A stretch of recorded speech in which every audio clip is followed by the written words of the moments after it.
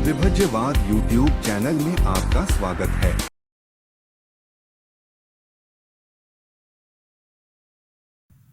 Welcome to विभज्यवाद। विभज्यवाद में सभी सत्पुरुषों का स्वागत है। दानं ददन्तु सद्दाये शीलं रक्षन्तु सर्वदा भावना भीरता हुन्तु गच्छन्तु देवता गता। जो कोई मनुष्य अपनी चेतना स्वभाव से, चेतना यानी जिसके मन के चेतना श्रद्धा है, श्रद्धा का मतलब है विश्वास, विश्वास का मतलब है दान, दान का मतलब त्याग, त्याग का मतलब जो अपने में आश्रय है, लोभ है, द्वेष है, मोह है, ये मोह चेतना को प्रहार कर देता है।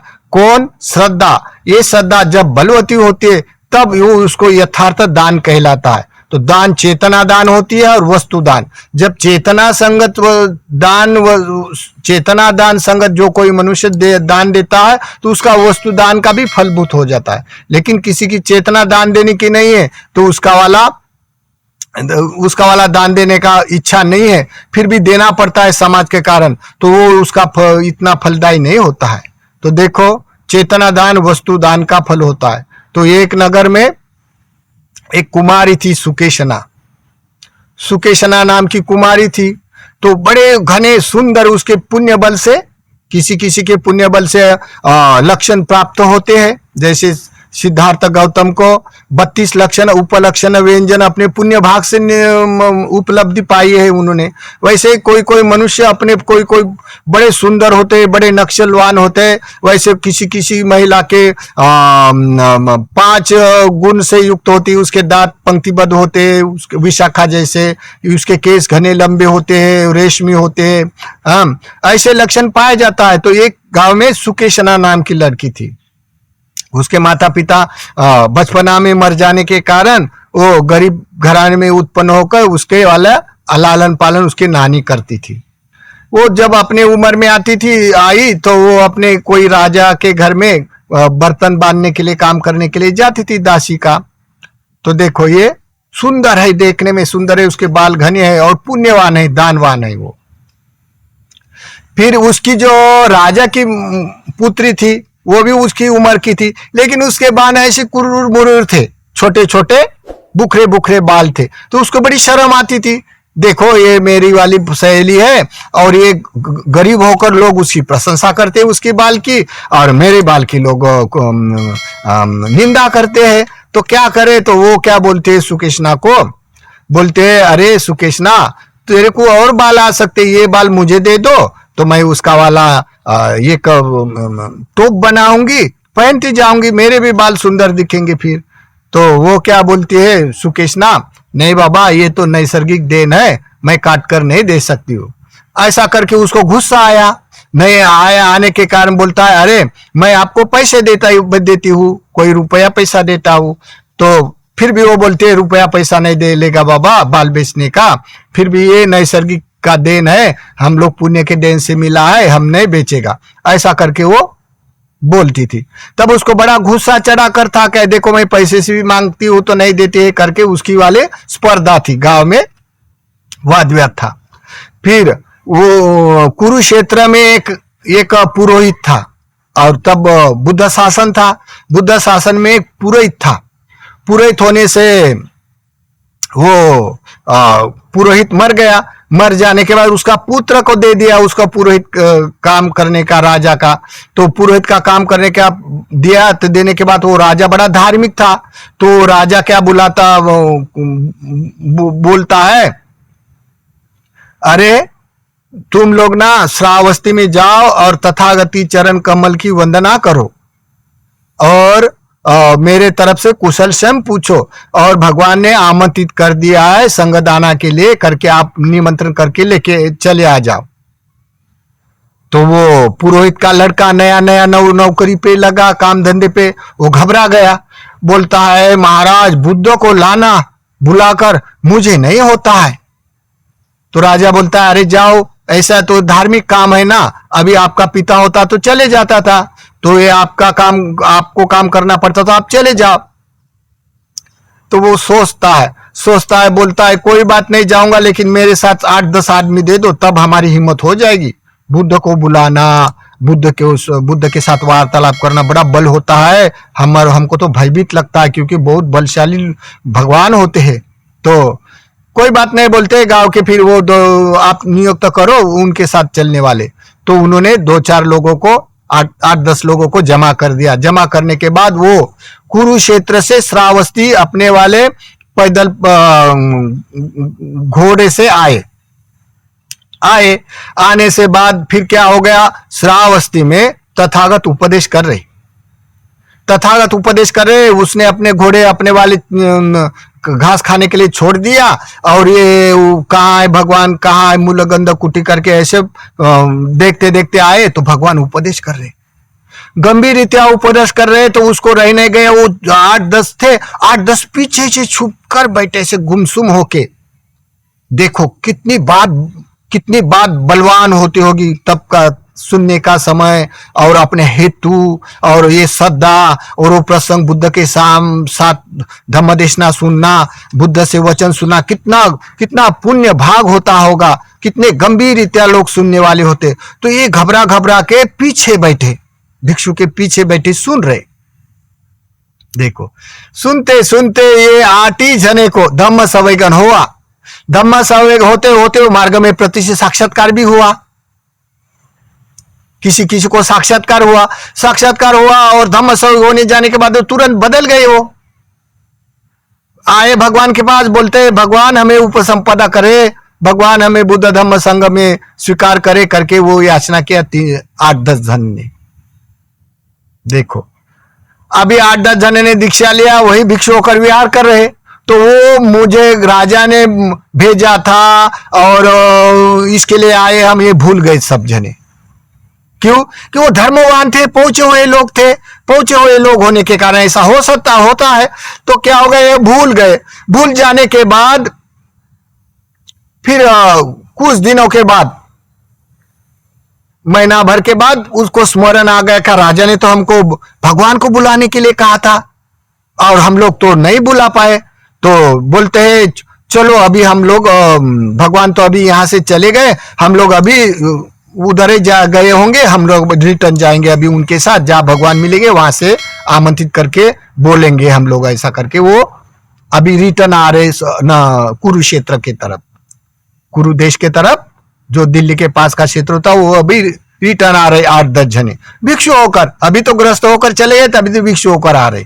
आते आते क्या हो गए, एक गांव में जहां जो सुकेशना नाम की लड़की थी उसका गांव था।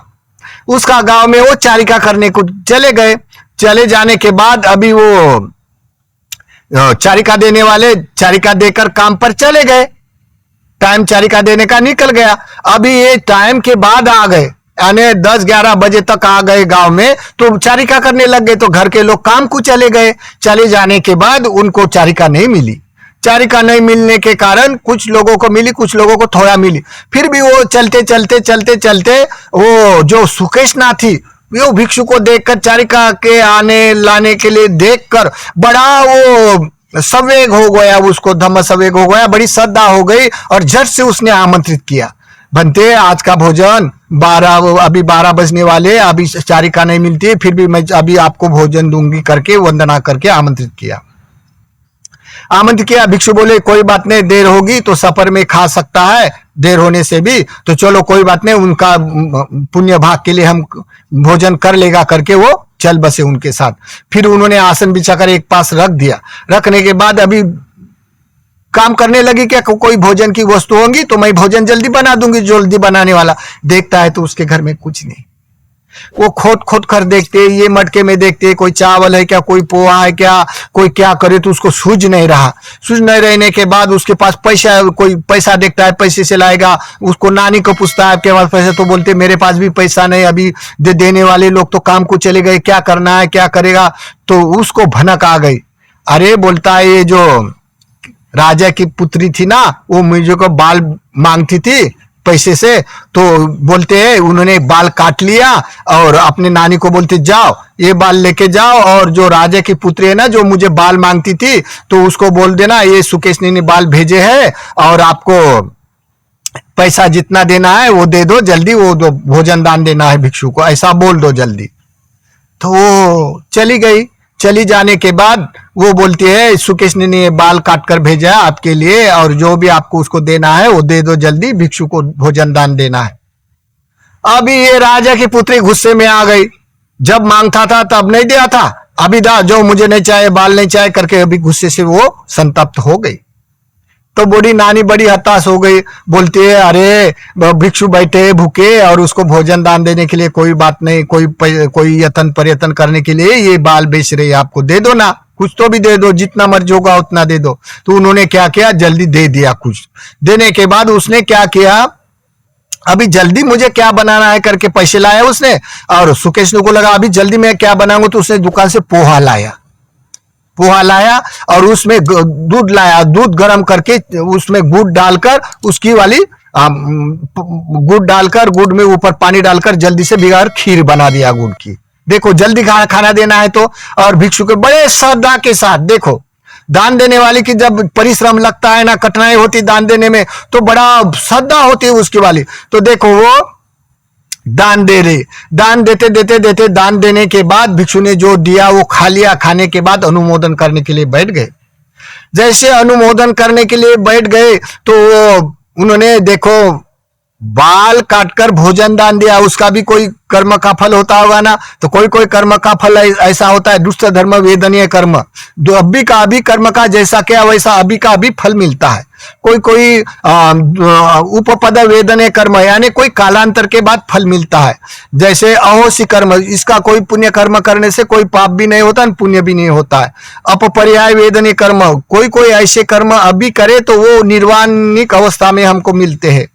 हाँ, तो ऐसे कर्म के विपाक होते, तो उसको दुष्ट धर्म वेदनीय से सवेग हो गया। सवेग हो जाने के बाद उसको हृदय बल प्राप्त होने से उसके जैसे बाल काटे थे इतने से भी ज्यादा और लंबे वैसे के वैसे हो गई उस समय, ये भिक्षु के पुण्य से बल से और उसके दान देने से बल से। देखो ऐसे हो जाने के बाद फिर वो ये कहानी बन गई, इतिहास बन गया। इतिहास बनने के बाद उसने भोजन किया और ये भिक्षु चल बसे, वो राजा के जहां गांव से आए उस गांव तक चले गए। जाने के बाद राजा को लगा अरे मैंने तो भेजे थे लोग, वो आए नहीं अभी तक। तो वो भिक्षु बोलते हैं राजा हमको ही भेजे थे आपने, अभी हम तो भिक्षु हो गए, अभी तो हम गृहस्थ नहीं रह सकते। तो राजा बोलता है साधु साधु। तो बड़ा अच्छा लगा उसका वाला। अच्छा लगने के बाद अरे बोलते चलो आमंत्रित किया भिक्षु संघ को और सब भोजन पानी संग दान की व्यवस्था कर रहा। उन्होंने बड़े सूप व्यंजन पकाए। पकने के बाद परोसते परोसते वो भिक्षु लोग बोल रहे जैसा कल हमने स्वादी भोजन खाया था इतना राजा का भोजन इतना स्वादी नहीं लगता है। तो राजा ने वो परोसते समय सुन लिया, भोजन पारंत हो गया। हो जाने के बाद एक और बैठ गया, बोलते महानुभाव भंते भगवान भंते जी, आपने ऐसा कहा कि कल हमने जो भोजन खाया था वो बड़ा स्वादी था और ये राजा का भोजन इतना स्वादी नहीं, तो क्या गलती है हमारी, क्या भूल हो गई? तो हम माफी चाहता है संघ को, हमको थोड़ा समझाए कौन सा भोजन।